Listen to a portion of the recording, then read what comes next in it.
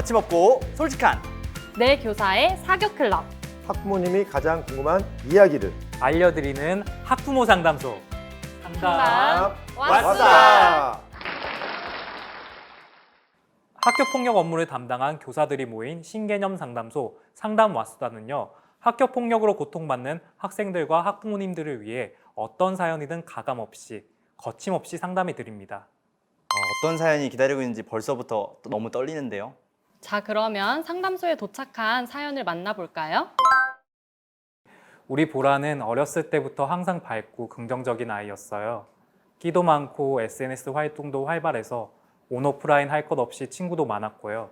매일같이 제잘제잘 자기 얘기도 곧잘하는 아이였는데 2달 전쯤부터 눈에 띄게 말수가 줄더라고요. 저는 그저 사춘기가 온 것이겠거니 생각했어요. 제가 이상함을 감지한 건 며칠 전이었어요. 소파에 앉아 같이 TV를 보고 있는데 스마트폰 알림이 울리자마자 보라가 화들짝 놀라면서 폰을 들고 방으로 뛰어들어가더라고요. 문을 두드려봐도 별거 아니라고만 하고 그 얘기만 나오면 아이가 입을 꾹 닫아버리니 더 이상 캐물을 수가 없더라고요. 걱정되는 마음에 아이가 잠든 뒤 몰래 휴대폰을 열어보게 됐어요. 보라야, 너 요즘 마음이하고만 붙어 다니더라? 마음이가 이사 온 지 얼마 안 됐으니까 좀 챙겨준 거야. 아니 근데 내가 너한테만 얘기를 마음이가 어떻게 알아? 마음이가 비밀 얘기를 하길래 나도 얘기한 건데? 네 얘기만 하면 되지. 내가 누구 좋아하는지를 왜 얘기해? 진짜 어이없어. 너 때문에 망했어. 앞으로 나한테 말 걸지 마. 바다는 보라의 관심이 마음에게 향하는 게 싫었던 것 같아요. 비밀 얘기도 비밀 얘기지만 보라를 독차지하고 싶은데 보라가 자기 두고 마음이하고만 노는 것 같으니 삐친 모양이더라고요. 그 톡이 오간 이후로 바다의 괴롭힘이 본격적으로 시작된 것 같았어요. 보라를 단톡방에 초대해서 욕을 하기도 하고 대화 내용을 보니 다른 친구들에게 이상한 소문을 내서 보라와 놀지 못하게 했던 것 같아요. 보라가 챙겨줬던 마음이도 슬슬 보라를 피했던 것 같은데 SNS에 하루가 멀다고 글을 올리던 아이가 친구들의 악플로 SNS까지 비공개로 바꾸어 놓았더라고요. 힘든 걸 알게 된 이상 가만히 있을 수는 없고 그렇다고 괜히 제가 먼저 말 꺼냈다가 보라에게 더 큰 상처를 주게 될까 봐 겁이 나요. 선생님들, 저는 어떻게 해야 할까요?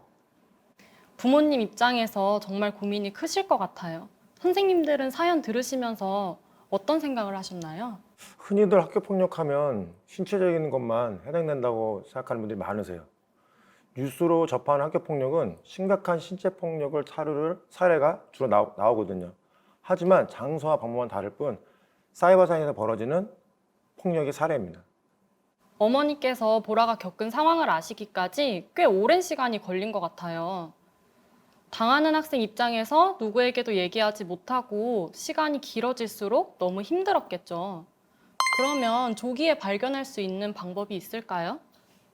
보라가 겪은 학교 폭력은 스마트폰을 이용한 사이버 폭력인 것 같아요. 이런 사이버 폭력 같은 경우에는 괴롭힘 방식이 다각화돼 있어서 발견하기가 쉽지는 않은 것 같아요.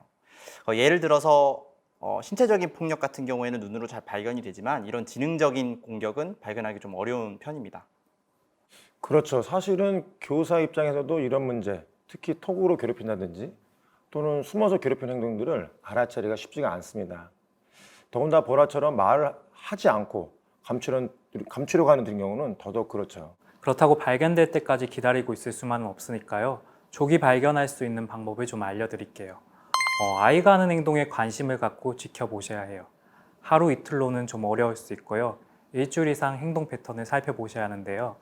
아이가 잠을 자지 못한다거나 학교에 너무 가기 싫어한다든지 이런 행동 패턴을 잘 살펴보시는 것이 중요합니다.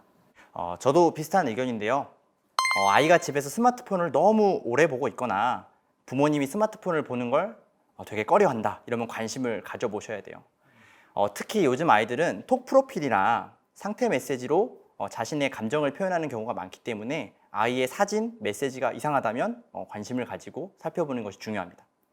선생님들 말씀을 듣고 보니까 조기 발견이 어렵기는 하지만 불가능한 것은 아니라는 생각이 드는데요. 그래도 사연 속 학부모님은 상대적으로 발견이 빠른 편이셨던 것 같아요. 그렇다면 선생님들은 보라가 쉽사리 털어놓지 못하는 이유는 뭐라고 보시나요? 일정 부분 보라가 자기도 가해자라고 생각할 수도 있을 것 같아요. 가해자요? 네, 보라가 먼저 마음이에게 바다의 비밀, 내가 누구를 좋아한다 이런 얘기를 말했기 때문에 일정 부분 자기가 잘못이 있다고 생각할 수도 있을 것 같고요. 그런 것 때문에 이게 우리가 보기에는 너무 당연한 학교 폭력인데도 다른 사람에게 선뜻 말하지 못하는 게 아닐까 생각됩니다. 네, 학생들이 문제를 말하지 못하는 이유는 정말 다양한데요. 선생님께서 말씀하셨다시피 내가 일정 부분 잘못이 있다라고 생각할 수도 있고요. 또 보복이 두려워할 수도 있어요. 다수의 학생으로부터 비난을 받다 보면 자존감이 상실되잖아요. 그러다 보면 무력감도 느껴지고 어떻게 대응해야 될지 엄두도 나지 않고 그렇게 되면 한마디로 자기 자신이 사라지는 거죠. 무기력해지면서 도움을 청할 용기조차 없어지는 거네요. 그렇죠. 또 고학년으로 접어드는 경우에는 사춘기가 오면서 털어놓지 않게 되는 경우도 있어요. 저도 선생님 말씀에 공감을 해요. 아이들이 사춘기가 되면 독립적인 사고가 시작되거든요. 우리도 사춘기 때 떠올려 보면 부모님한테 고민 상담 잘 안 했잖아요. 네, 마찬가지입니다. 부모님보다는 또래 친구들의 말과 행동에 영향을 많이 받는 시기거든요. 이렇다 보니까 문제가 시작해질 때까지 묵혀뒀다가 골마다 터지는 경우들이 많이 있어요. 그리고 부모님이 걱정하실까봐 아니면 부모님께 혼날까봐 말하지 못하는 경우도 생각보다 많습니다. 특히 예전에 어떤 사건에 대해서 부모님께 말했다가 해결이 잘 안 된 경험을 가진 아이, 그런 아이들은 이번이라고 뭐 다를까 하면서 입을 닫아버리게 됩니다. 학생들의 사춘기도 학교폭력 조기 발견에 방해 요소가 될 수 있겠네요. 아무래도 사춘기가 되면 학교폭력의 종류가 더 다각화될 것 같은데요. 네, 말씀하신 대로 유형이 더 다양해집니다. 보라의 경우는 사춘기 학생에게 자주 보이는 언어, 정서적, 사이버 폭력으로 피해받고 있는데요. 특히 관계적 공격의 방식으로 피해받고 있습니다. 관계적 공격이 어떤 거죠? 관계적 공격은 어떠한 목적을 가지고 인간관계를 피해 입히거나 조종하면서 상대방의 마음에 상처 주는 폭력입니다. 사연의 예를 들자면 처음 바다와 보라가 싸울 때 주고받는 말들이 일반적인 폭력이라면 그 후에 단톡방에 초대해서 다 같이 욕을 하고 따돌리는 모습을 보이는 것이 바로 관계적 공격이죠. 소위 왕따가 관계적 폭력이라고 말할 수 있겠네요. 그렇죠. 많은 사람들이 폭력이라고 하면 주로 신체적 폭력이나 언어 폭력을 생각하는데요. 물론 그것도 위험하지만 인간관계를 활용한 관계적 폭력은 상당히 위험합니다. 인간관계가 중요한 사춘기 학생에게는 더 심각한 상처가 될 수 있거든요. 그렇다면 관계적 공격을 가하는 학생들은 인기가 많은 편이겠네요. 인기가 많다고 관계적 공격을 하는 것은 아니지만 관계적 공격을 하는 학생들은 주로 인기가 많은 편이죠. 친구 관계가 거의 전부나 마찬가지인 아이들 사이에서는요, 인기는 일종의 힘이에요. 인기 있는 학생이 시키니까 다들 나쁜 줄 알면서도 거부할 수가 없는 거예요. 아, 맞아요. 저도 학교폭력 책임교사로서 일하면서 느낀 건데 이런 관계적인 공격이 다루기가 더 어려웠던 것 같아요. 신체적인 폭력은 그 겉으로 잘 드러나서 제가 발견하기가 쉬운 편이었는데 이런 관계적인 공격은 둘 사이의 관계가 너무 악화돼서 이제 더 이상 걷잡을 수 없을 때 발견하는 경우가 많더라고요. 선생님이나 부모님은 모르지만 학생들끼리는 다 알고 있는 일종의 카르텔 같은 거네요. 이걸 깰 수 있는 방법에 대해서 좀 얘기해 볼까요? 관계적 공격은 어떠한 의미에서는 집단의 공격이기 때문에 방어자가 있으면 분위기가 바뀌어요. 방어자요? 네, 학교 폭력 상황에서는 네 부류의 학생들이 있습니다. 가해자, 피해자, 방관자, 방어자. 이 중 가장 중요한 학생들이 방어자인데요. 방어자는 가해자에 맞서 싸워줄 수 있는 학생들을 말합니다. 어느 정도냐면요. 자신이 피해를 받을 수 있다는 것을 알면서도 그럼에도 불구하고 친구를 지켜줄 수 있는 용기를 가진 학생들을 말해요. 아, 쉽지는 않겠네요. 그렇죠. 방어자는 교실에 꼭 필요하지만 혼자서는 할 수 없어요. 힘이 없거든요. 자칫 잘못하면 방어자가 피해자가 될 수도 있어요. 방어자가 3명 이상의 그룹이 된다면 분위기를 역전할 수 있어요. 피해자를 보호할 수 있는 힘이 생기게 됩니다. 학생들을 방어자가 되게끔 교육하는 게 제일 중요하겠네요. 그렇죠. 학교와 가정에서 한 방향으로 방어자가 되게끔 가르치는 게 중요합니다. 학교에서는 이미 학교폭력 예방 교육을 통해 방관하는 학생들을 방어자가 되도록 교육하고 있어요. 하지만 학교에서 교육하는 것만으로는 역부족입니다. 반드시 가정과 학교에서 쌍방향으로 이루어져야 해요. 말씀을 듣고 나니까 생각나는 일이 있어요. 어떤 일이죠? 저희 반 학생들의 싸움을 말렸을 때 일인데요. 어떤 아이랑 싸우고 있던 아이를 말리니까 내가 먼저 맞았다. 근데 내가 왜 잘못이 있느냐. 난 맞으면 때려줘야 된다고 알고 있다고. 그때 좀 당황을 해서 마음을 가다듬고 다시 그 아이한테 그래도 폭력으로 갚으면 안 된다. 이렇게 얘기를 해줬는데요. 아이가 무척 당황스러워 하더라고요. 이렇게 집에서 아무래도 어머니께서는 맞으면 때려주고 와라. 이에는 이, 눈에는 눈 이렇게 교육하신 것 같아요. 뭐 가정에서 교육하는 방법은 다를 수 있지만 폭력을 폭력으로 갚을 수는 없는 일이잖아요. 그런 식으로 화를 더 키우는 일이 있어서 걱정스럽더라고요. 그쵸. 반면에 소극적인 대처도 많이 보여요. 요즘 사회적인 분위기 자체가 나서서 도와줬다가 보복당하는 그런 경우가 있다 보니까 아무래도 조심스러워지는 측면도 있는 것 같고요. 네, 맞습니다. 학부모님들 입장에선 내 아이가 괜히 남의 일에 나섰다가 피해를 입지 않을까, 그 부분이 가장 걱정되실 것 같은데요. 말씀하신 것처럼 사회적인 분위기도 있다 보니까 튀거나 낮아서 손해보지 않을까 생각도 되고요. 하지만 학교폭력 현장에서 방어자는 꼭 필요한 존재거든요. 나부터 방어자가 되어야 다른 사람부터 방어받을 수 있는 거고요. 맞습니다. 덧붙여서 방어자가 되라 이렇게 교육하기 힘들다면 최소한 방관자는 되지 말라는 교육을 할 수가 있어요. 상담이나 편지 같은 걸 통해서 담임 선생님에게 알린다거나 피해받은 친구에게 위로의 말을 몰래 전한다거나 아주 단순하게 괜찮니라는 말 한마디로도 피해자가 용기를 얻을 수 있다는 연구 결과를 본 적이 있거든요. 가정에서 이만큼만 해주셔도 학교엔 아주 큰 도움이 됩니다. 이 사연에서도 그렇지만 실제로도 대면 상황보다 사이버 상황에서 언어 폭력이 더 강하게 이루어지는 것 같아요. 이건 왜 그럴까요? 사이버 폭력에서 가해 학생은 폭력을 심각하게 느끼지 않습니다. 보이지 않기 때문에 상대방의 기분을 알 수가 없어요. 그러니까 더 심해지는 거예요. 이게 사이버 폭력의 가장 특징입니다. 상대방이 얼마나 상처를 받는지 느낄 수 없고 알 수 없으니까 더 폭력적인 말을 하는 거죠.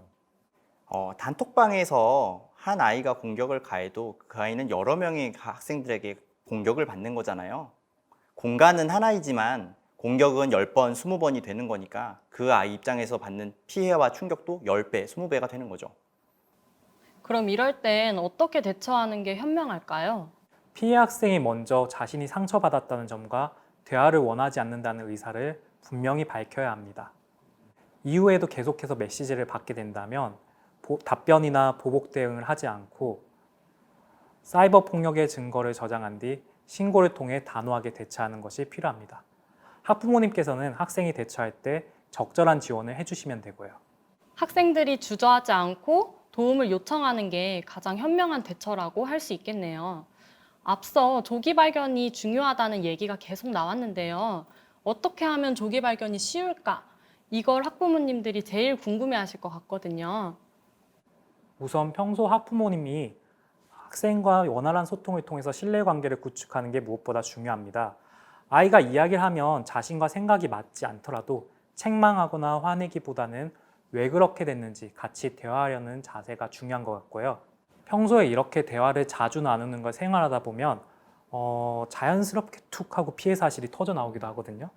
네, 그래서 저는 하루 10분 이런 식으로 대화 시간을 정해서라도 꼭 아이랑 대화를 나누시길 권하고 있어요. 저도 선생님 말씀에 공감하고요. 특히 조심하셔야 될 게 아이에게 뭔가 알아내려는 식으로 질문하게 되면 마치 취조하듯이 하게 되면 말투가 딱딱해지는 경우가 있어요. 그런데 아이들이 이거를 귀신같이 알아내거든요. 그래서 그럴 때는 아이한테 뭔가 알아내려는 의도보다는 아이의 평소 생활 모습에 대해서 질문을 하면 어떨까 싶어요. 예를 들어서 요즘은 SNS 활동을 그렇게 좋아하더니 잘 안 하네? 왜 무슨 일 있니? 이런 식으로 물어보면 어떨까 알려드립니다. 저는 회복적 대화 방법으로 접근하시길 권하고 싶어요.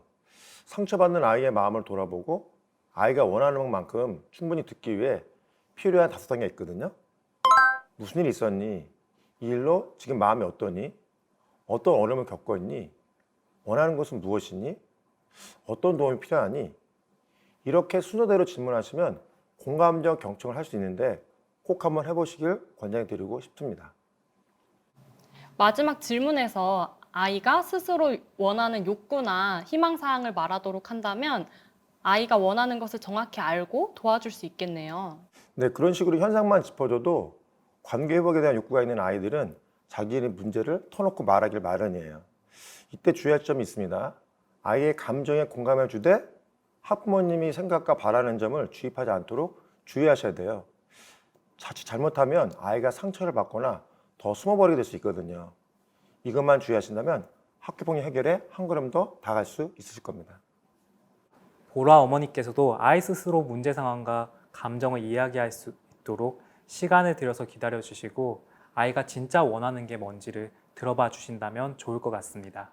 전반적으로 조기 발견이 되려면 대화를 많이 해야 한다. 대화를 하는 습관을 다져두는 게 좋다. 이런 말씀들 나왔고요. 그럼 이 학부모님은 앞으로 어떻게 해야 할지 대처 방법에 대해서 이야기 나눠볼까요? 우리가 살펴본 이번 사안 같은 경우에는 아무래도 톡이라는 명확한 증거가 있다 보니까 어떤 사안인지 파악은 잘 돼요. 근데 아이의 특성상 발달 단계상 자기 중심성이 있다 보니까 자기의 이야기를 할 때 아무래도 객관적인 사항보다는 자기 위주로 설명하는 경우가 많아요. 그래서 학부모님도 이런 부분이 걱정이 되실 것 같아요. 저도 선생님 말씀하신 것처럼 아이를 도대체 어디까지 믿어야 할까요? 상담하는 부모님들을 여러 번 접했는데요. 저는 이렇게 얘기합니다. 부모가 아이 말을 믿는 것은 자연스러운 일이에요. 그런데 아이 말이 사실과 다를 수도 있거든요. 그래서 저는 일단은 아이 말을 의심하지 말고 쭉 들으시라고 그래요. 그런 다음에 학부모님 선에서 더블 체크, 크로스 체크 하시라고 해요. 그러니까 더블 체크는 뭐냐면 시간차를 두고 질문 한 번 더 하는 것이고요. 크로스 체크는 제3자에게 상황을 다시 확인하는 거 말합니다. 그러니까 이렇게 하면 그 오차 확률을 좀 줄일 수가 있는 거죠. 한 번 더 질문하는 거는 아이의 주관을 객관화할 수 있다는 점에서 정말 중요한 것 같아요. 선생님들께서도 학교폭력 책임교사를 하면서 관련된 학생에게 같은 질문을 2번 했을 때 답변이 달라지는 경우를 종종 보실 수 있으셨죠? 네, 저도 많이 봤죠. 학생들도 마찬가지고 뭐 어른들도 마찬가지지만 같은 질문을 2번 물어보면 대답이 달라지는 경우가 부지기수더라고요. 아무래도 자기 중심적으로 이야기를 해서 그런 게 아닌가 생각돼요. 네, 사이버 폭력은 보통 다른 일 이전에 발생한 일들로 시작이 됩니다. 아이에게 전에 어떤 일이 있었는지 지나가듯이 편하게 물어봤을 때 한 말과 나중에 앉아서 한 말이 또 다를 때가 있더라고요. 뭐 기억의 차이가 있을 수도 있지만 그 순간을 모면하기 위해 아무렇게나 둘러대거나 과장되게 말하기도 한답니다. 이럴 때는 공통적인 부분 외에 얘기가 다른 부분은 나중에 다른 사람을 통해 크로스 체크로 유심히 확인할 필요가 있습니다.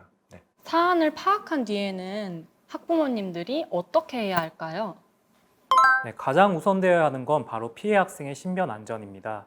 신체 피해가 있는 경우에는 응급 조치를 취해야 하고 가정에서 심리적 안정을 취할 수 있도록 정서적 지지와 지원을 아끼지 말아야 합니다. 관계적 공격의 피해자는 주변 사람들의 정서적 지지가 굉장히 중요합니다. 보라 같은 경우는 다른 아이들에게 괴롭힘을 받으면서도 자신의 잘못이 있을까 걱정하고 있는 상황이에요. 이럴 때 부모님께서 보라야 이건 네 잘못이 아니야. 엄마가 도와줄게. 같이 해결해보자. 이런 말을 건네주시면 위안이 되거든요. 또 사안과 관련된 증거 자료는 섞거나 없애지 말아야 합니다. 추후 법적, 의료적 분쟁이 발생하였을 때 꼭 필요할 수 있거든요. 가해 학생 부모님 대처가 중요합니다. 가해 상황이 진행 중이라면 즉시 멈추도록 지도를 해주시는 것이 중요하고요. 일단은 사실 여부와 그런 행동을 한 이유를 확인하시고 아이가 한 행동이 명확한 학교폭력이라는 것을 인식하고 개선하도록 하는 것을 목표로 대처하셔야 합니다. 사실 그 내 아이의 가해 사실을 알게 됐을 때 그 충격은 정말 엄청납니다. 근데 바꿔 생각하면 아이를 학교에 보내놨더니 피해 학생이 돼버리면 그 부모는 마음이 더 찢어져요, 정말. 그래서 저는 역지사지로 먼저 해보시는 게 중요하다고 생각합니다. 우리 아이가 친구를 잘못 사귀어서 이런 멘트는 피해 학부모 가슴에 못을 박는 일이에요. 그러니까 절대 하시면 안 되고 일단 제일 중요한 한 가지는 아이가 한 행동이 명확한 잘못이라는 점, 그리고 두 번째는 신체 폭력 외에 사회 폭력이나 관계적 공격 역시 남에게 상처를 주는 폭력이라는 점, 이 2가지만 확실하게 인지시켜주면 충분하다고 생각합니다. 네가 잘못한 것이다. 남에게 상처 준 행동은 잘못한 거다.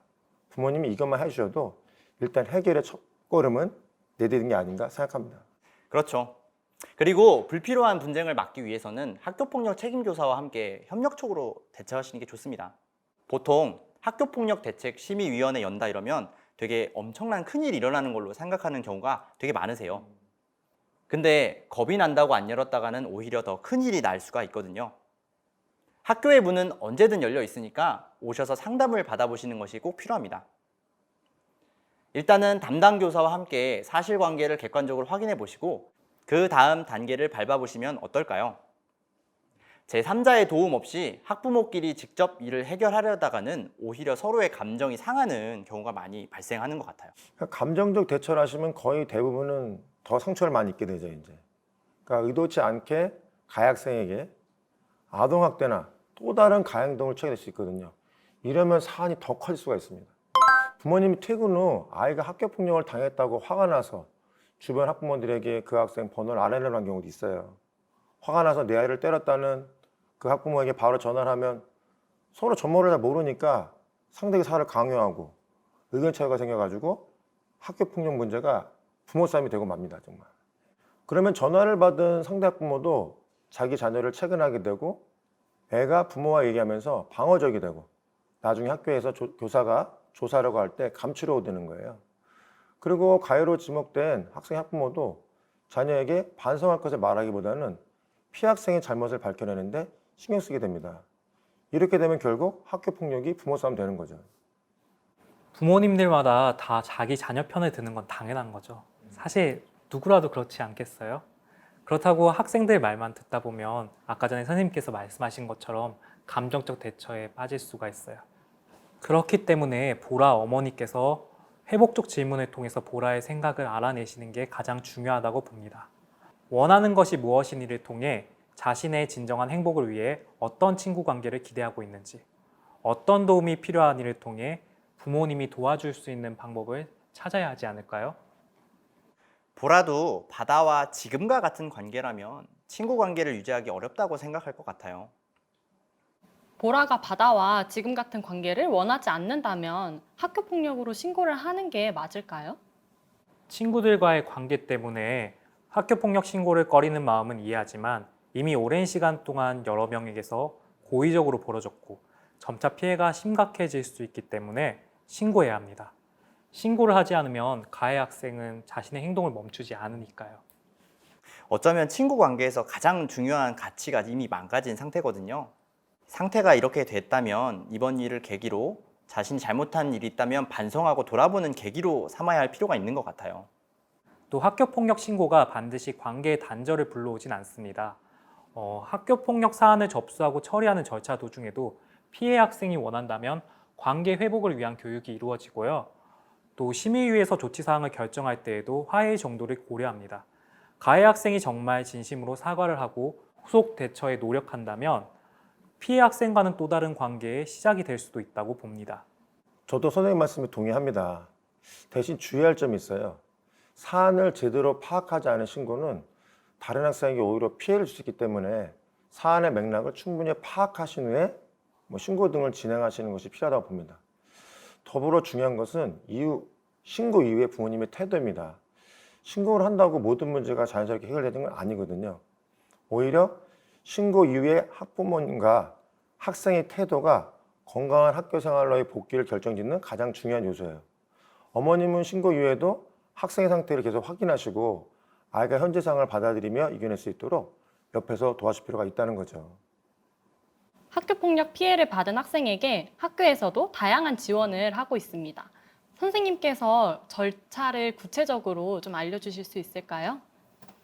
네, 우선 학교폭력 신고가 접수되면 학교장은 필요한 조치를 결정을 할 수가 있는데요. 학교장 판단으로 필요한 경우 학내외 전문가에 의한 심리상담 및 조언, 일시보호, 그 밖에 피해 학생의 보호를 위하여 필요한 조치를 학교에서 자체적으로 결정할 수가 있습니다. 치료를 받게 되면 비용은 안전공제에서 지원받을 수 있으니 혹시 학교폭력 피해로 필요한 것이 있다면 최대한 학교에게 지원을 요청하여 주시기 바랍니다. 지금까지 선생님들 말씀 잘 들어봤습니다. 저도 굉장히 많이 배운 것 같아요. 이쯤에서 보라 학부모님이 어떻게 대처하면 좋을지 요점 정리를 한번 해보겠습니다. 두현 선생님부터 차례대로 말씀해 주시겠어요? 사연에서처럼 아이 휴대폰에서 이상 징후를 발견했을 때, 즉 사안 초기에 어떻게 대처하시면 좋을지 정리를 해드릴게요. 첫 번째는 아이와 대화를 하고 경청하면서 스스로 말을 할 수 있게 기다려봅니다. 두 번째로는 아이와 친했던 친구들이나 담임 선생님에게 상황을 묻고 파악하고요. 마지막으로는 증거 자료를 모아두는 것인데요. 대화 내용을 캡처한다든지 여러 가지 방법이 있겠죠. 다만 더 큰 싸움으로 번지는 것을 막기 위해 상대편 학부모님이나 부모님과의 직접적인 접촉은 피하시는 게 좋겠습니다. 네, 그리고 보라와 대화를 시도하실 때는 회복적 대화의 방법으로 접근하는 걸 추천해드리고 싶은데요. 보라야, 너 지금 무슨 일 있었니 그동안? 그 일로 인해서 지금 마음이 좀 어떠니? 어떤 어려움을 겪고 있니? 그리고 네가 지금 원하는 건 어떤 거야? 그리고 선생님과 부모님이 어떻게 도와주면 좋겠니? 이렇게 순서대로 질문하시면서 아이가 스스로 자신의 욕구나 희망사항을 말할 수 있도록 부모님께서 잘 들어주시면 좋겠습니다. 이런 대화 끝에 아이가 학교폭력 피해를 입었다고 생각이 되신다면 망설이지 마시고 학교폭력 책임교사나 담임교사와 상의하시길 권합니다. 만약 피해 학생이 일련의 과정 중에서 불안을 겪는다면 학교와 상의해서 지원 절차를 받으시는 것도 좋겠습니다. 또 부모님께서도 자녀가 회복할 수 있도록 격려와 지지를 보내는 것 잊지 마세요. 마지막으로 선생님들께서 학교 폭력을 겪거나 겪을 수 있는 학부모님들께 전하고 싶은 말을 부탁드려도 될까요? 비 온 뒤에 땅 굳는다, 이런 말이 있잖아요. 지금 보라와 학부모님께는 지금의 상황이 비가 오는 상황인 것 같아요. 비가 오고 나서 땅이 굳듯이 보라와 학부모님께서 이 상황을 잘 견뎌낸다면 이후에 다가올 어떤 어려움도 해결할 수 있는 밑거름이 될 거라고 생각을 합니다. 판단하지 말고 이해해 주세요. 우리는 자신을 표현하기 위해 많은 말을 하지만 정작 다른 사람의 말은 듣지 못하는 경우가 많습니다. 나의 주관과 가치에 따라 판단하기 때문이죠. 어른의 기준으로 보면 사소한 것도 기분 상하는 일이 될 수 있거든요. 아이들 싸움이 어른 싸움이 되는 것도 판단하고 재려해서 그런 경우가 많아요. 어른 기준에서요. 아이 기준에서 이야기하는 것에 귀 기울여 주세요. 시간만 충분히 주어진다면 가장 현명한 해결 방법을 낼 수 있는 사람은 바로 아이 자신일 것입니다. 아이가 가장 원하고 필요한 것이 무엇인지 같이 고민하고 들어주신다면 좋을 것 같습니다. 부모님들 어려워하지 마시고 교사를 찾아주세요. 학교 폭력 상황이 벌어졌을 때 아이가 상처를 치유할 힘이 있어도 학부모님이 치유되지 않으시면은 학교 폭력이 끝나자는 고통으로 이어지는 걸 많이 보거든요. 반대로 아이가 상처를 치유할 힘이 좀 부족해도 부모님이 어려움 이겨내시고 건강을 유지하시면 아이에게 회복과 성장의 기회가 됩니다. 학부모님께서 수강하실 때는 교사와 함께 대화 나누시면서 문제를 어떻게 해결하면 좋을지 고민해 보신다면 분명히 더 긍정적인 결과를 낳을 수 있을 것입니다. 선생님들 말씀 잘 들어봤습니다. 이처럼 학교는 공정하게 객관적으로 사안을 조사하고 상담을 통한 관계 회복까지 추구하고 있습니다. 학부모님들께 조금이나마 도움이 되었기를 바라며 상담 와수다의 문을 닫겠습니다. 감사합니다.